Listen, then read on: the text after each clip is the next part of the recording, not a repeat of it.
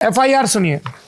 Sir, with due respect, I would like to inform you that last couple of weeks back, I got random call from this number and Vikram Singh regarding to meet Mr. Dhananjay Singh. Once I have meet with him, थोड़ा व्याकरण की त्रुटि है. बिल्कुल. Before Holi with Dhananjay Singh Ji at his home, but his phone started again on 4th of May 2020.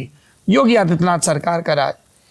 Surprised to note that today Mr. Vikram Singh has visited our site and forcibly with his 2-person captured and taken to me at Dhananjay Singh Ji. यानी वो कह रहे हैं कि मुझे अगवा करके धनंजय सिंह जी के यहाँ ले जाया गया. जब पहुंचा तो धनंजय जी अपनी काले रंग की पिस्तौल लेकर आए, गालियां दी और अपनी इंटेंशन बताई for supply the material aggregate and send to STP site. यही बात तो मैं आपसे कह रहा हूँ. ये प्रोसिक्यूशन की स्टोरी है. प्रोसिक्यूशन ने जो लोअर कोर्ट में स्टोरी बनाई वही तो हाई कोर्ट तो पेपर ही जा रहा है ना. वही बात मैं कर रहा हूँ. इसमें मैं अभी वो जो बयान पे पलटे वो भी बता दूंगा. हाँ वो भी बताइए, सारी चीजों को बताइए. जबरदस्ती का सर देखिए ऐसा है, हम लोग कबीरदास जी के चेले हैं. कबीरदास जी हम लोगों को सिखा गए पत्रकारों को, अब कोई सीखे ना सीखे, ना काहू से दोस्ती ना काहू से बहस, है ना. बिल्कुल. तो ये FIR है. By forcefully he has taken my mobile number, talk to them, MD का और MD को कॉल किया, अलग अलग जगह कॉल किया. ये एक FIR है जो आपके खिलाफ हुई. किसने ये FIR की थी? ये FIR करवाई गई थी उस समय. किसके नाम से? मेरे नाम से कराई गई. नहीं किसने की? पीड़ित सिंगल जी नहीं, सिंगल जी से कराई गई. और सुनिए किसने कराई थी? अभिनव सिंगल ने. अभिनव सिंगल से किसने करवाई थी?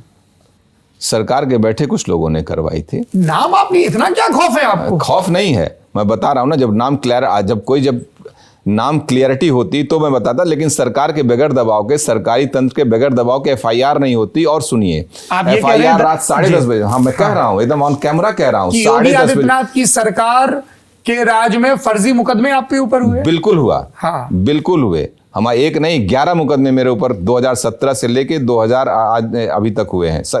11 मुकदमे मेरे ऊपर कायम हुए हैं इस दौरान. तो और बीजेपी के अपने दोस्तों से कहा नहीं? नहीं पहले इसको हम क्लियर कर दें, नहीं तो फिर अभी टॉपिक से हम भटक जाएंगे इसमें. ये जैसी ये बीजेपी की बात आती है. अभिनव सिंगल की बात कंप्लीट हो जाए, जो सवाल है वो कंप्लीट हो. रात 10 बजे या 10:30 बजे की FIR है और रात 1 बजे या 1:30 बजे मेरी अरेस्टिंग हो जा रही है. कितना हीनियस क्राइम था ये. क्या था मान ले, कंप्लेन के आधार पे आप देख लीजिए कि जिस आदमी का अपहरण हो रहा है वो आदमी थाने में जाके FIR कर रहा है और आप 3 घंटे में बिना विवेचना के 3 घंटे में अरेस्टिंग कर रहे हैं. जब कालिदास मार्ग से आदेश आएगा, जब पूरी जौनपुर की भाजपा जाके आपकी यशगाथा गाएगी, प्रताड़ित होने की कहानियां सुनाएगी, तो आप क्या उम्मीद करते हैं?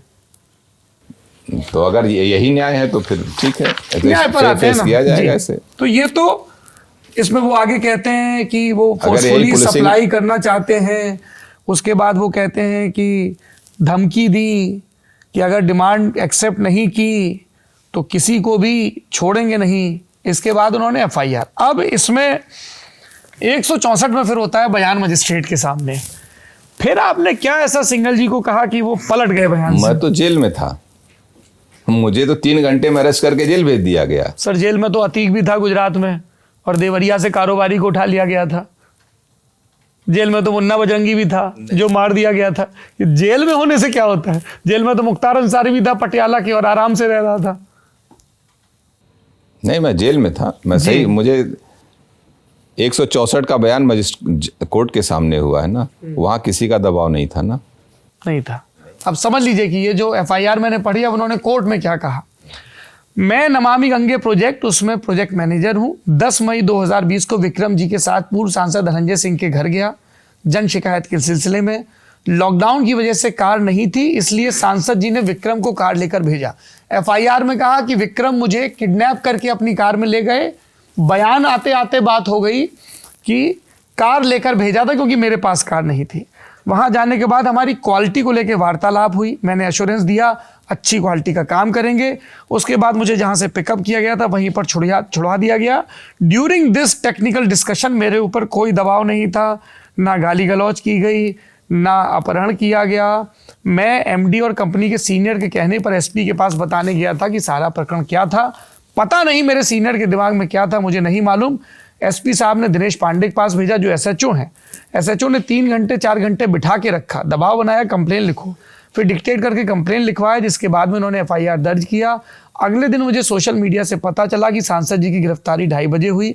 मेरे साथ ऐसा कुछ भी नहीं हुआ, सांसद जी के खिलाफ एफआईआर की कंप्लेन करूं, कोई दबाव नहीं है, मैंने एसपी साहब को पत्र दे दिया था, आदि इत्यादि।